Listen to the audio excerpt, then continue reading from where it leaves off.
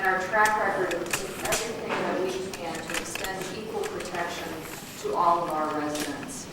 As you all know, Tucson was one of the first cities in the country to prohibit employment and housing discrimination against LGBT people.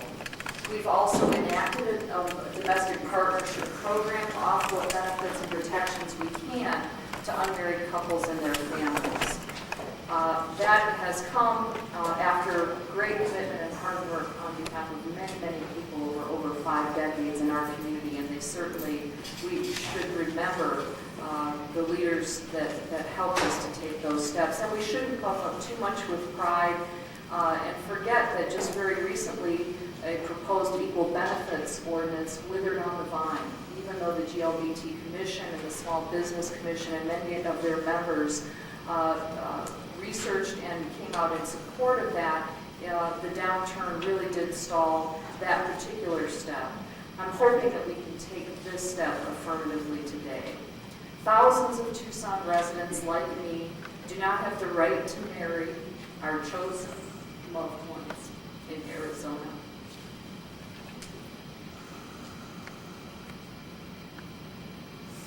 We do, however, have the right to enter into committed relationships and to do our best to ensure that our intentions and agreements underlying those civil unions be honored. When any of us promises to love and cherish our partner, to care for them in sickness and in health, and to provide safe and caring homes for our children together, then no one should stand in the way of that sacred commitment. We should be clear that we cannot legally undo the discrimination that persists at the national and state levels. The federal government will continue to collect the same Social Security taxes from us, even though our unrecognized family members cannot access the benefits to the full extent that we have paid for them. The state will continue to place foster children who are at risk in our loving and capable care, even though we are banned from offering children longer-term stability and security through joint adoption. As you can tell, I don't care a whole lot about any of those things. There are countless forms of discrimination which will no doubt persist. However, I really want to applaud our colleagues in Bisbee, specifically Councilmember Jean Connors and Mayor Adriana Vidal, for identifying this additional course of action that we can take. Under Arizona law, consenting adults can enter into agreements and contracts, and their right to do so is unquestionably protected under state statute.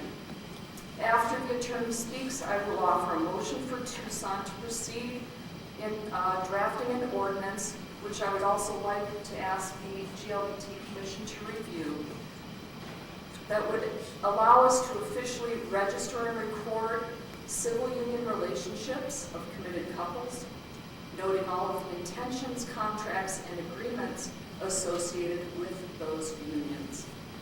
I have asked Mr. Rankin to take this approach as far as we possibly can, and I will ask for all of you to join me in that quest. Mr. Attorney. Mr. Mayor, members of council, I described in the memorandum the room for amendments that I think we can accomplish through amendment to our existing domestic partnership ordinance. But I'll just walk through those so you have a flavor of it. First of all, we could, and this is not included in the memorandum, but we could update the nomenclature to refer to civil unions.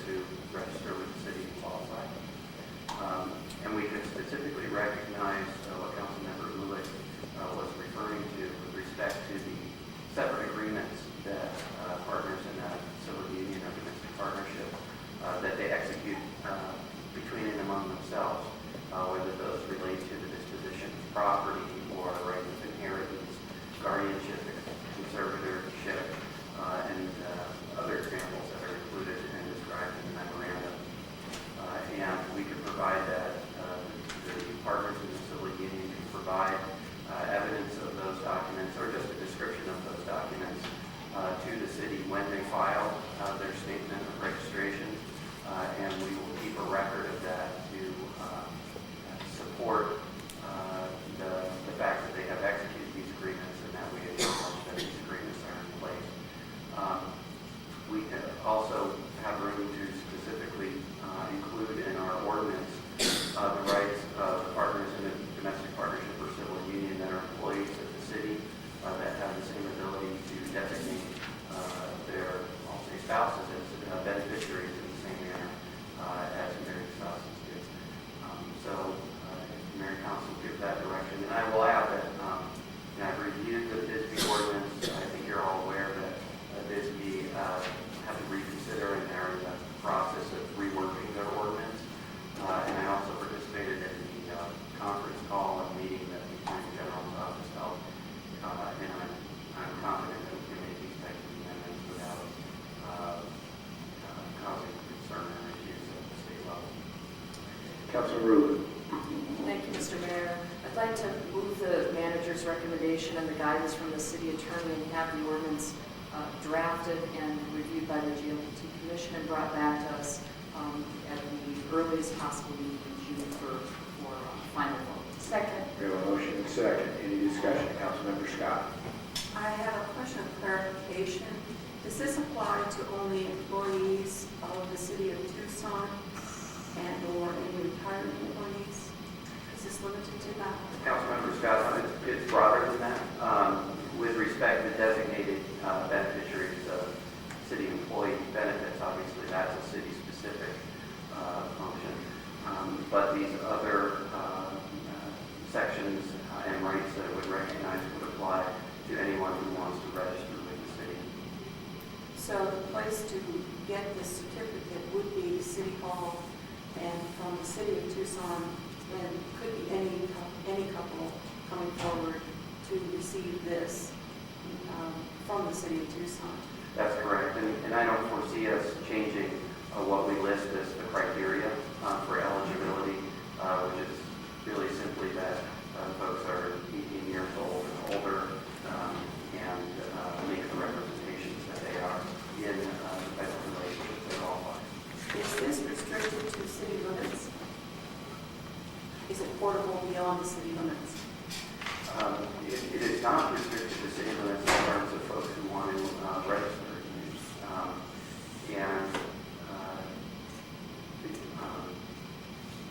I'm not sure that any of the, well, there is a provision in the existing ordinance, and I'm sure we would retain, that registered domestic partners or civil union partners would have the same use and access to city facilities as people who qualify for family rates, for example, because they're in a legally recognized marriage. So that would be limited to within city limits, but the other benefits don't necessarily need to be limited. The portability piece is if a couple moves out of the city limits of Tucson, maybe even out from the county, I guess you have to know whether or not there are other entities within the state or other states that would recognize this. Who can recognize this in legal terms? Councilmember Scott, by doing it as our ordinance, it would be the city of Tucson recognizing these things.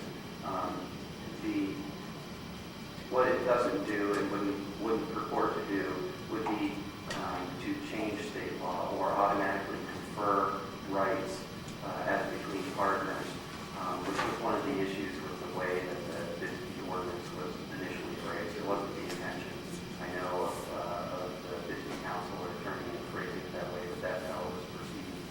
And there was a concern that perhaps that could lead people to believe that they have more rights than they actually were being granted under the ordinance. So we would be careful to avoid that perception.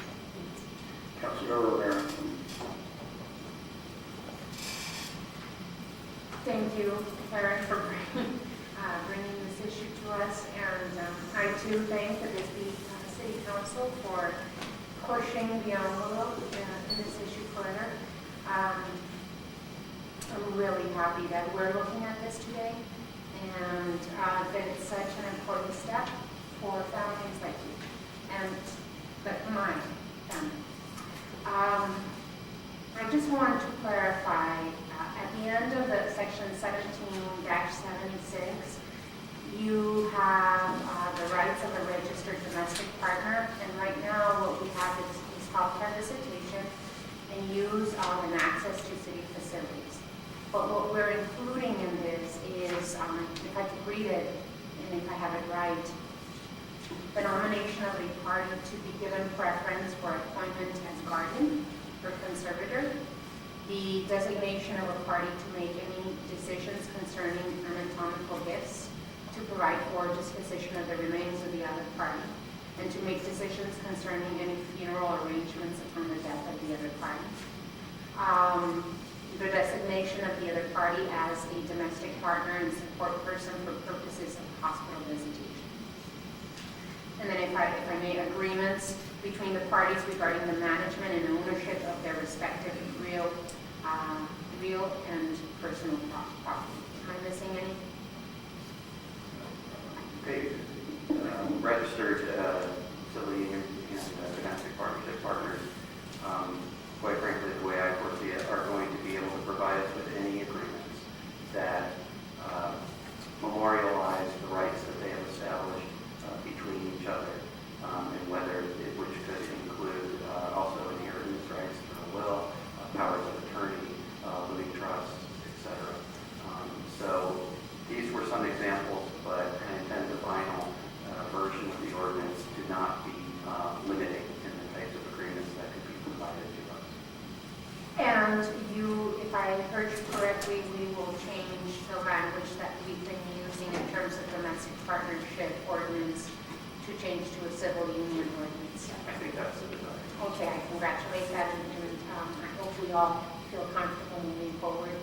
I am a big supporter of equal rights, and I think that this step will move this state, just as Bisbee has moved us all. I think that this step will move this state to where reality is, because of the support of marriage equality is growing and growing and growing, and it won't stop.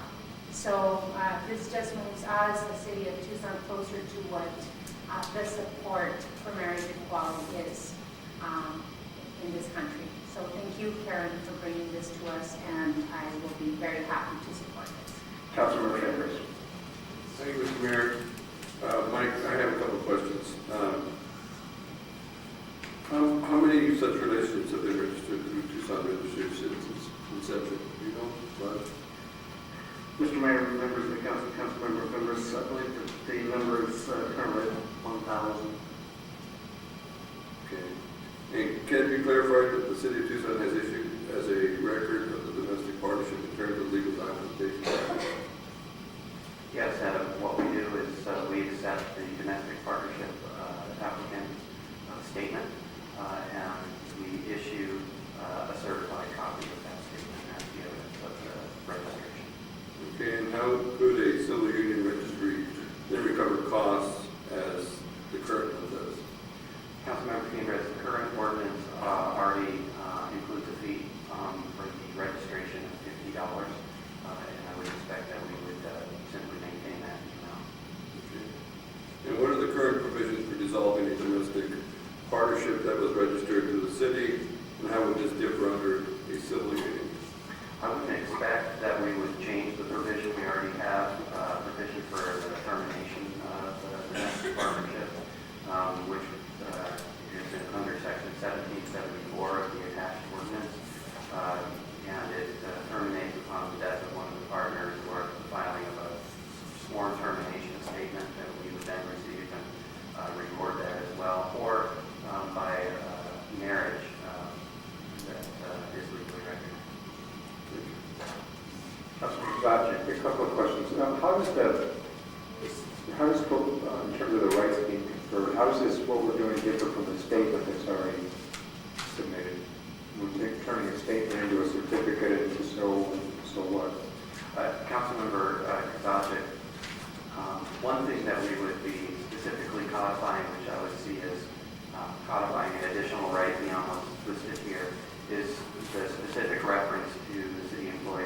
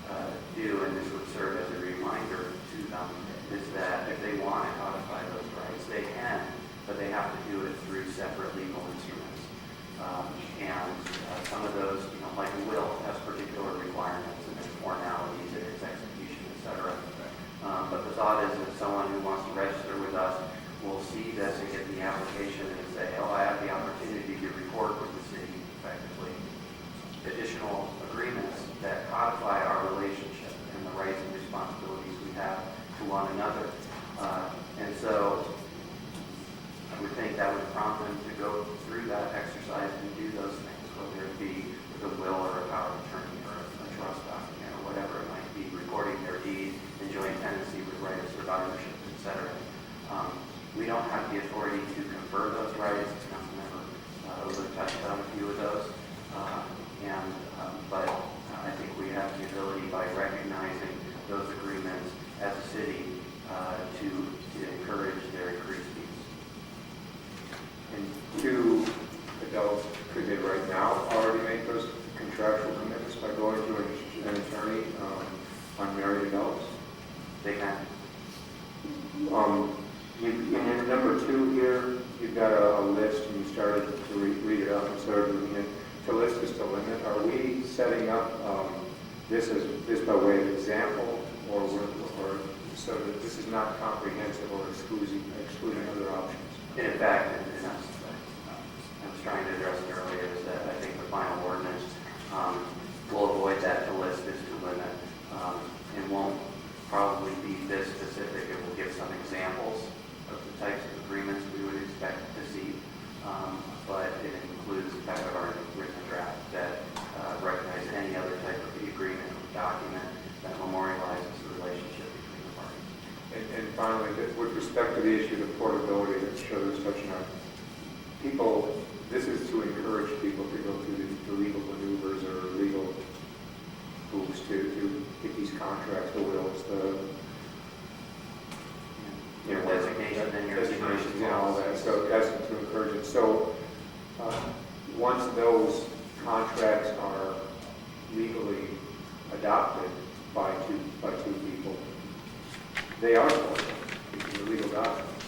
Right. So we are making a statement here, and for instance, the city of Mesa can't say, well, we're not going to recognize it. It's a legal document, irrespective of jurisdiction. That's right. Anything else? Councilor Rowland. Can I just elaborate on the point of actually having an official place to register not only the specific contracts and agreements, but the intentions behind the union? I think in a partnership, if a partner passes away and there are children or there are other considerations with regard to property, the fact that the couple has recorded their intentions and agreements is in and of itself, I think, an official record. And if the couple are not both out, let's say, to their families, and other family members come in and aren't sure what the intentions were or are in that relationship, this is just one, I think, important protection to make sure that relationships that not only aren't sanctioned, but often aren't even recognized or expressed openly, still have some measure of official documentation and protection in this way. Okay, we've got a motion and a second. All in favor, say aye. Aye. Excellent, thank you. I guess anyone opposed. Let's move on to item 6.